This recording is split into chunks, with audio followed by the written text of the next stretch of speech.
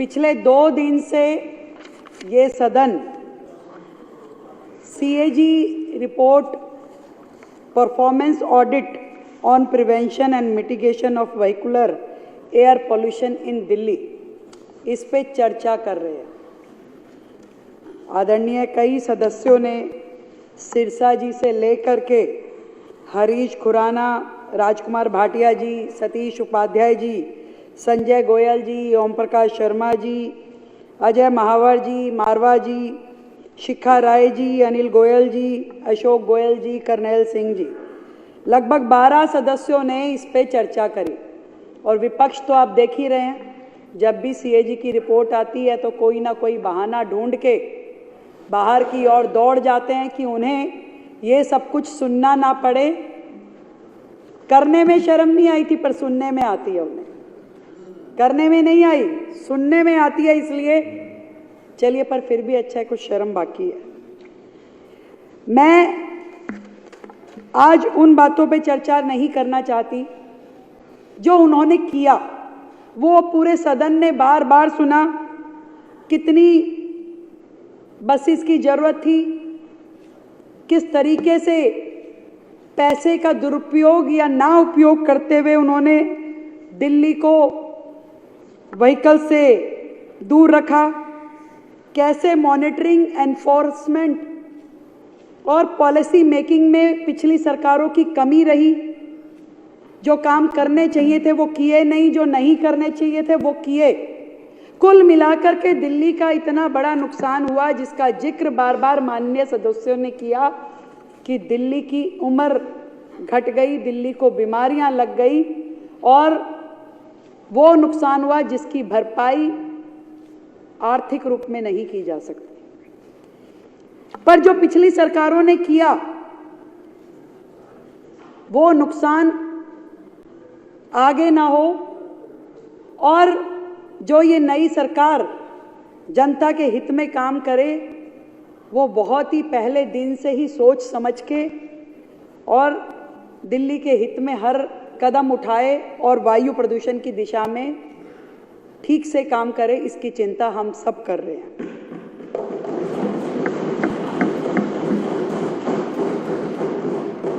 मैं आपको बताना चाहूंगी कि आज की डेट में 6,484 बसेस सड़कों पे दौड़ रही है, जबकि 11,000 बसेस का रिक्वायरमेंट दिल्ली को है और माननीय सुप्रीम कोर्ट ने भी उसी दिशा में आदेश किए हैं, जिसमें से टीटीसी की 2400 बसें सीएनजी हैं और लगभग 1727 बसें ईवी हैं, और डिम्स की 1750 बसें सीएनजी हैं और 400 बसेस ईवी हैं। इन सारी बसेस के होने के बावजूद भी 6,484 इस साल के आखिरी में ये बसेस केवल 3850 रह जाने वाली हैं, क्योंकि 3,000 बसेस जो हैं वो इस दिसंबर तक रिटायर हो जाएंगे। ये 3,850 बसेस जो रह जाएगी, इसकी संख्या फिर से किस प्रकार से बढ़ाई जाएगी, उसकी प्लानिंग हमने की है कि आते ही सरकार के गठन के तुरंत बाद हमने 2800 बसेस का ऑर्डर प्लेस किया और ईवी बसेस। तो इस साल के आखिरी तक हम जो 3850 बसेस रह जाएंगी वो, उसमें 1500 बसेस और ईवी व्हीकल और 2800 बसें ये जोड़ करके कोशिश करके लगभग 5,500 बसेस ये इस साल के आखिरी तक उसे मेंटेन करेंगे, और 2026 तक पूरी 11,000 बसेस को ऑन रोड हम लेकर के आएंगे। इस काम के लिए दिल्ली सरकार दृढ़ संकल्प में है, किसी भी तरह की कोई कोताही उसमें ना रहे, ऐसा हमारा प्रयास रहेगा कि पूरी रिक्वायरमेंट के हिसाब से दिल्ली को उसकी बसेस दी जाए। जितना रूट रैशनलाइजेशन है कि जो रूट पे कम चल रही थी बसेस, कहीं कम कहीं ज़्यादा, जहाँ ज़रूरत है वहाँ नहीं जाना और जहाँ नहीं ज़रूरत है वहाँ पे खड़े रहना, इस पूरे रूट को दोबारा से मॉनिटर करते हुए बसेस को चलाया जाएगा, ताकि ऑप्टिमम यूटिलाइजेशन संसाधनों का हो सके और हर प्रकार से पूरी दिल्ली के हर कोने तक हमारी पब्लिक ट्रांसपोर्ट की सेवाएं पहुंच सके।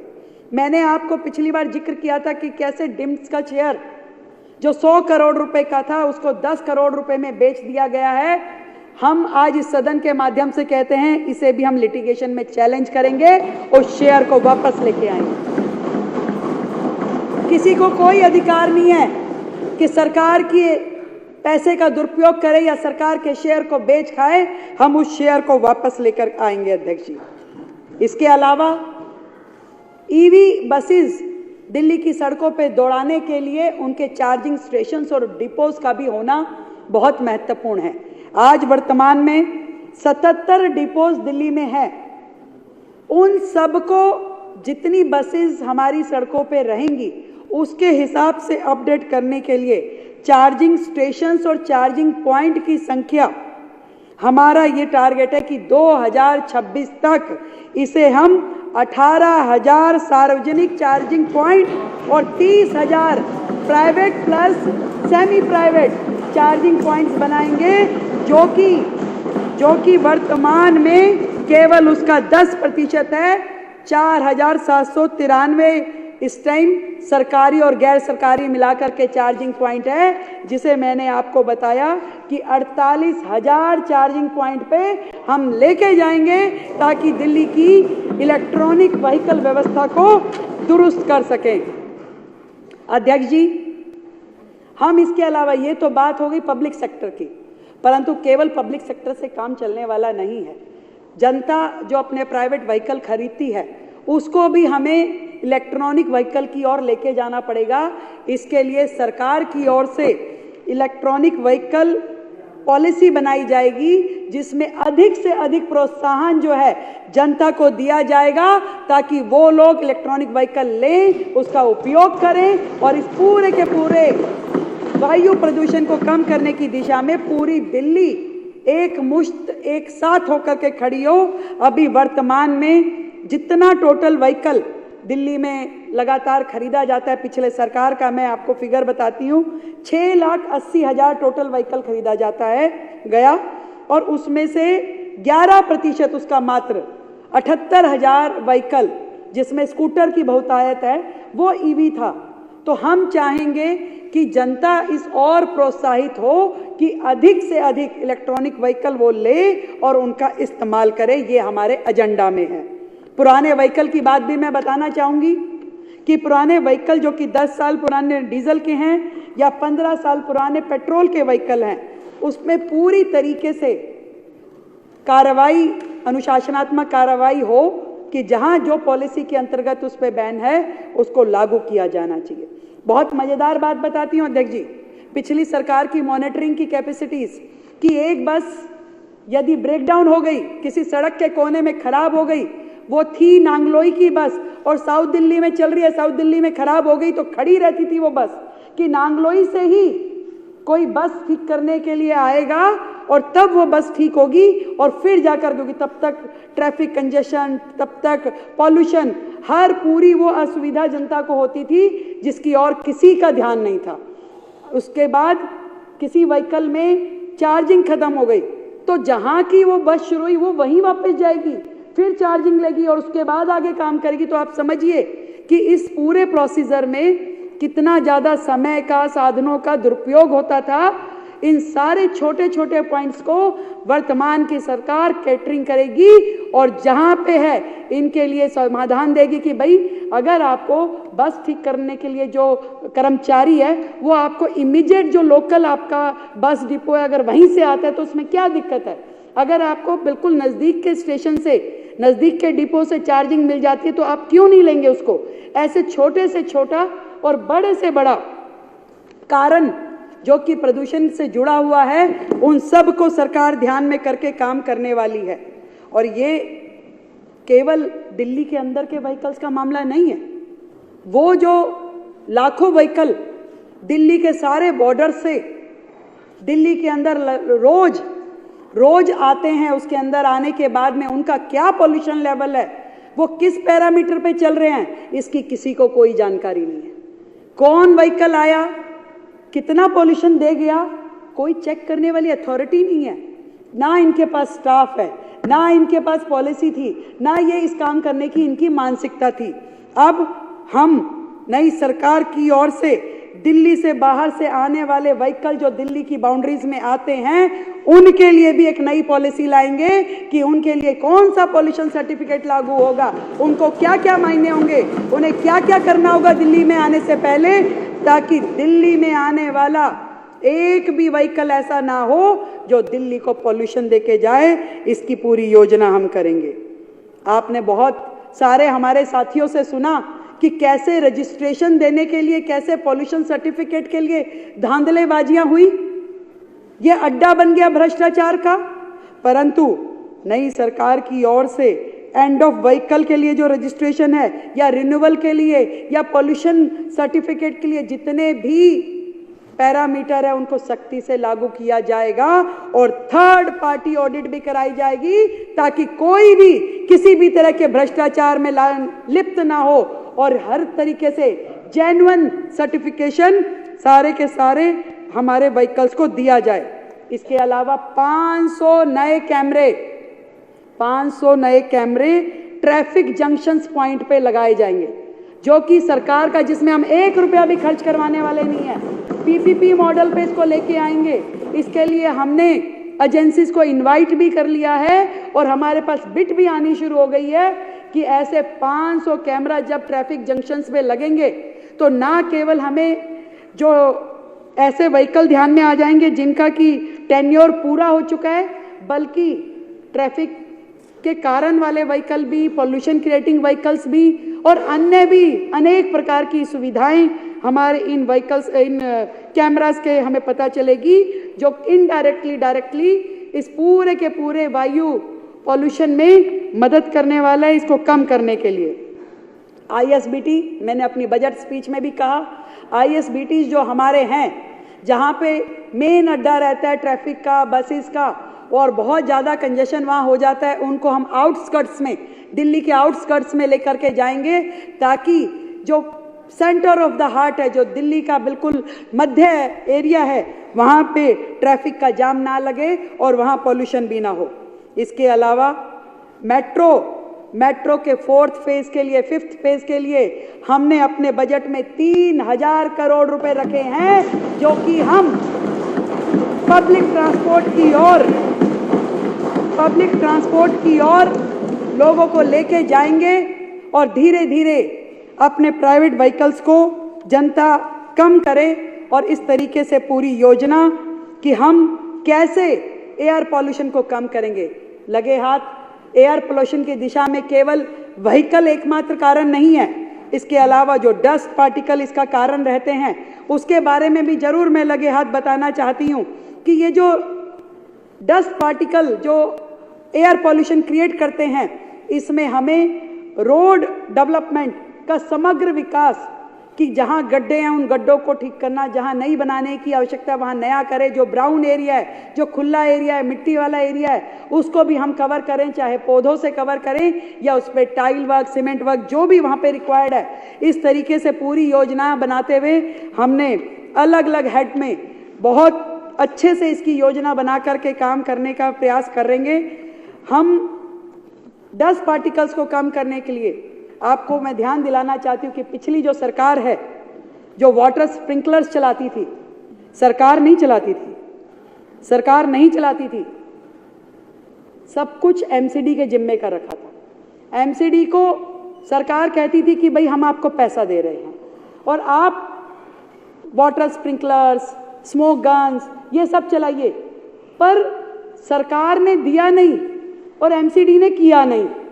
एक भी एंटी स्मोक गन एमसीडी के माध्यम से उस समय चली नहीं। वाटर स्प्रिंकलर्स जेई के स्टोर में खड़े रहे, परंतु उन्होंने कोई काम नहीं लिया, तो वायु प्रदूषण होना ही था। और वो भी साल के 2 महीने की योजना बनती थी, केवल सर्दी के वो 2 महीने, जैसे कि पॉल्यूशन उसी समय होता है। जबकि हम सब देख रहे हैं कि आज यदि गर्मी से पहले का मौसम है या 12 महीने पॉल्यूशन एक समस्या बना रहता है। आपका AQI हमेशा इस स्थिति में रहता है कि जिसको हर वक्त निगरानी करने की और उस पर काम करने की आवश्यकता है। हमारी सरकार ने ये योजना बनाई है कि हम 1000 water sprinkler machines 1000 water sprinkler machine को लेंगे। 250 वार्ड, हर वार्ड पे लगभग 4 मशीनें हम देंगे और ये पूरा का पूरा काम दिल्ली सरकार स्वयं करेगी, अपने एजेंसीज के माध्यम से करेगी। हम किसी के भरोसे रहने वाले नहीं हैं, हम स्वयं ये सारी मशीनें चलाएंगे। और इसी तरीके से 70 विधानसभाओं पे 70 सिस्टम, जिसमें कि mechanical road sweeping integrated with water sprinkler and smoke guns की एक ऐसी बड़ी मशीन जिसमें कि आपकी मैकेनिकल स्वीपिंग भी होगी, जिसमें आपका वाटर स्प्रिंकलर भी होगा और जो एंटी स्मोक गन भी उसी में जुड़ी होगी। ऐसी 70 मशीनों के साथ हमने पूरा प्रोजेक्ट बना के 300 करोड़ रुपए का फंड आपने इस बजट में रखा है, ताकि पूरा, और ये 2 महीने की योजना नहीं है अध्यक्ष जी, ये पूरा साल भर की योजना रहेगी जो कि सड़कों पे हमारी काम करेगी और दिखाई देगी। ये सारे के सारे हम एयर पोल्यूशन के तहत हमारी सरकार का पूरा एजेंडा जो हम करने वाले, बार बार कभी मीडिया कभी बाकी लोग पूछते हैं कि आप पोल्यूशन को कम करने के लिए क्या करेंगे, तो आज इस हाउस के माध्यम से मैं आपका पूरी सरकार का एक विजन, एक पूरा लेआउट प्लान आपके सामने ये चर्चा कर रही हूँ। इसके अलावा integrated command and control centre जो कि air quality, water quality, waste management, हर चीज का ध्यान रखेगा कि दिल्ली के हर कोने में कहाँ पे किस तरह की समस्या हमें दिखाई दे रही है और उसका समाधान। तो ऐसा integrated command and control centre जो आज तक की सरकारों ने कभी ध्यान नहीं दिया, उसको इस बार नरेंद्र मोदी जी के नेतृत्व की ये सरकार अपने इस शासन में चलाएगी। एनवायरमेंट पैरामीटर मॉनिटरिंग बहुत ही स्ट्रॉन्ग तरीके से इसको हम करने वाले हैं, जो अभी 40 एयर क्वालिटी मॉनिटरिंग स्टेशंस लगे हुए हैं। इसके अलावा देखिए, वो जो मैंने खुद नक्शा मंगवा करके उसको जब देखा तो वो मैंने देखा कि बहुत ही कंजस्टेड एरिया में, और जो कि एक्चुअल आपका रियल टाइम वैल्यू नहीं दिखाता, आप ऐसी जगह पे वो स्टेशंस लगे हुए हैं और बहुत पुराने लगे हुए हैं, कोई 2010 के टाइम का, कोई कब। आज की परिस्थितियां बदल चुकी है। आज हो सकता है वहाँ पे उसके पास में कोई नई बिल्डिंग खड़ी हो गई, कोई नया पेड़ उगाया है, तो वो जो एयर क्वालिटी उसको दिखानी है, उसका मापदंड वो सही प्रकार से नहीं आ पा रहा। इसलिए हमने 6 नए एयर क्वालिटी मॉनिटरिंग स्टेशंस और लगाने का फैसला लिया है, जिससे कि पूरी दिल्ली की मॉनिटरिंग, एक वायु गुणवत्ता जो है उसका असली पैमाना आ जाए और उसको हम अच्छे से स्टडी कर सके। इसके अलावा धूल का एक बहुत बड़ा कारण हमारा सीएनडी वेस्ट भी होता है। आज की डेट में सीएनडी वेस्ट प्रोसेसिंग का हमारे पास केवल 5000 टन का प्लांट है, जिसमें हम सीएनडी वेस्ट को प्रोसेस कर सकते हैं, पर वो भी नहीं हो पाता है, वो भी यूटिलाइजेशन नहीं है। ना वो सीएनडी वेस्ट सड़कों से उठता है, ना वहाँ जाता है, ना उसको प्रोसेस किया जाता है, सब कुछ कागजों में चल रहा है। परंतु आज मैं आपको ये बताना चाहती हूँ कि इस सीएनडी वेस्ट प्रोसेसिंग स्टेशंस को, इसकी हम जो कैपेसिटी है उसको और 1000 टन बढ़ा के 6000 तक लेके जाएंगे, और पूरी तरीके से सड़कों से वेस्ट उठे, वो मलबा उठे, स्टेशन तक पहुंचे, प्रोसेस हो, और उसमें से जो टाइल बने या जो सामान बन के निकले उसका पूरा उपयोग हो। इसकी क्लोज मॉनिटरिंग की जाएगी और उसको पूरी तरीके से वर्केबल किया जाएगा।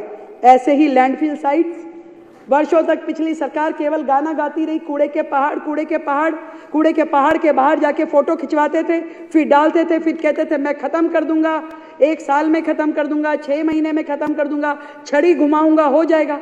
केवल बातों से नहीं हो सकता अध्यक्ष जी, इसके लिए काम करना पड़ता है। और आप ध्यान कीजिए, मैं माननीय सदस्यों को भी बताना चाहती हूँ कि इन लैंडफिल साइट्स के ऊपर काम करने के लिए जो फंडिंग थी, हमेशा स्वच्छ भारत मिशन से 80% फंडिंग स्वच्छ भारत मिशन के तहत केंद्र सरकार के द्वारा की गई, तो भी इन्होंने काम नहीं किया। इनको खर्चे की चिंता नहीं थी, केवल काम करना था, वो भी इनके बस की नहीं थी, इन्होंने काम नहीं किया केवल।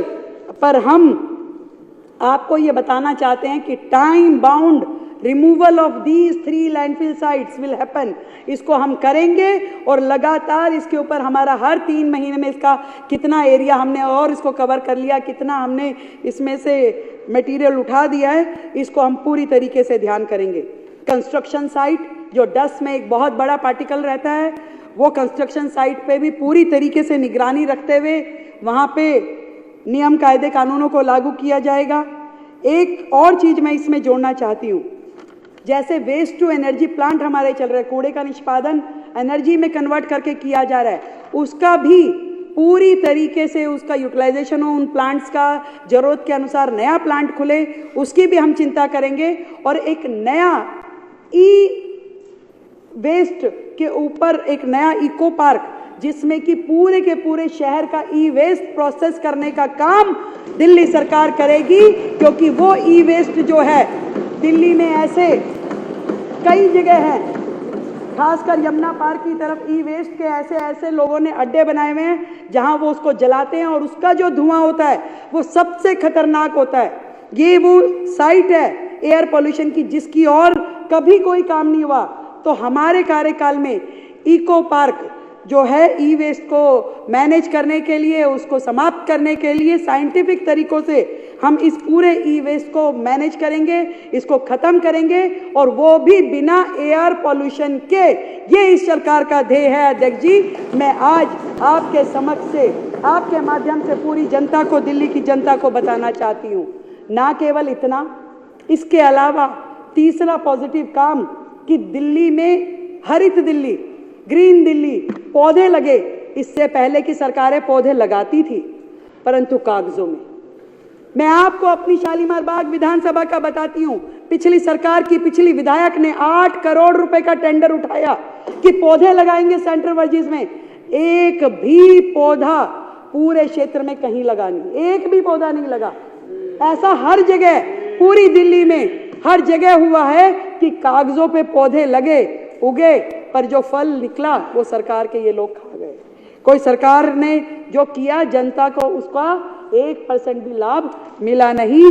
हमारी सरकार ने 70 लाख नए पौधे लगाने का काम करेंगे, ऐसा हमने प्रण किया है। और वो भी अकेले, देखिए मैं ये मानती हूं कि ये जो प्लांटेशन ड्राइव है, 70 लाख पौधे कोई सरकारी कर्मचारी अकेले नहीं लगा सकते, कोई सरकारें नहीं लगा सकती, जब तक कि आप उसमें समाज को इन्वॉल्व ना करें। और ये हम पूरी योजनाबद्ध तरीके से स्कूल स्टूडेंट्स को, इंस्टीट्यूशंस को, सामाजिक संस्थाओं को, सोसाइटी को, सबको इन्वॉल्व करते हुए हम ये 70 लाख पौधों का जो टारगेट है इसको अचीव करेंगे। दिल्ली में पौधे लगाएंगे और पर्यावरण रक्षक नाम से एक नई टीम, एक नए योद्धा खड़े करेंगे जो दिल्ली के पर्यावरण की रक्षा करने के लिए आगे आएंगे। और उनके लिए हम समय समय पे अलग अलग उनको सम्मानित करने के कार्यक्रम भी करेंगे, ताकि ये जो दिल्ली को स्वच्छ, सुंदर, पॉल्यूशन फ्री बनाने का जो टारगेट है वो केवल सरकारों का ध्येय नहीं है, केवल सरकारों का लक्ष्य नहीं है। ये दिल्ली, पूरी दिल्ली की इसमें इन्वॉल्वमेंट हो, पूरी दिल्ली इसमें शामिल हो, हर दिल्ली वासी का ये लक्ष्य हो। इस दिशा में हम काम करेंगे। अध्यक्ष जी, ये केवल सीएजी की रिपोर्ट ने जो बताया वो हम सब ने सुना, हम सब ने देखा कितनी शर्मनाक तरीके से सरकारों ने इस पे काम किया। और शर्म की बात और ये भी है कि वो अपने कर्मों को देखना नहीं चाहते, रोज एक नया मुद्दा ले आएंगे जनता का ध्यान भटकाने के लिए। भाई आप अपने घर की, आप पूरे इस हॉल की लाइट बंद करके बैठ जाइए मोमबत्ती जला के, आपको कौन पूछ रहा है? आप कभी कुछ बोल देते हैं, आप कभी कुछ बोल देते हैं, कौन कह सकता है? आपको कोई देखने वाला है कि जी आपका पावर कट हुआ, फोटो डाल दी मैडम ने मोमबत्ती लगा के? मेरा भी आज कैंडल लाइट डिनर करने का मन कर रहा है, मैं भी लगा लेती हूँ, मैं भी वो फोटो डाल दूं। तो इसका मतलब ये नहीं है कि मेरे घर में लाइट नहीं है। अब इसके ऊपर भी सीएजी रिपोर्ट बिठानी पड़ेगी कि मैडम ने ऐसा किया, क्या किया। तो ये बड़ी गलत तरीका है दिल्ली की जनता को गुमराह करने का। परंतु हमारी सरकार पॉजिटिव तरीके से, पॉजिटिव दिशा में काम करेगी, इसका मैं दिल्ली की जनता को और इस पूरे सदन को विश्वास दिलाती हूं। और अपनी बात को, अब देखो एक ट्रेंड शुरू हो गया है, आखिरी में एक शेर बोलना बहुत जरूरी है। अब तो मारवाड़ जी ने भी बोलना शुरू कर दिया है, तो बोलना ही पड़ेगा कि ये जो नए मंसूबे हैं, कि ये जो नए मंसूबे हैं, ये जो नई तामीरें हैं, जो हमने इतना बड़ा लेआउट प्लान बताया है, कि ये जो नए मंसूबे हैं, ये जो नई तामीरें हैं, आने वाली कल की कुछ धुंधली सी तस्वीरें हैं, आने वाली कल की कुछ धुंधली सी तस्वीरें हैं। हम ही रंग भरेंगे इनमें, हम ही रंग भरेंगे इनमें, हम ही इन्हें चमकाएंगे। नवयुग आप नहीं लाएगा, नवयुग आप नहीं आएगा, नवयुग को हम लाएंगे, नवयुग को हम लाएंगे। बहुत बहुत धन्यवाद अध्यक्ष जी।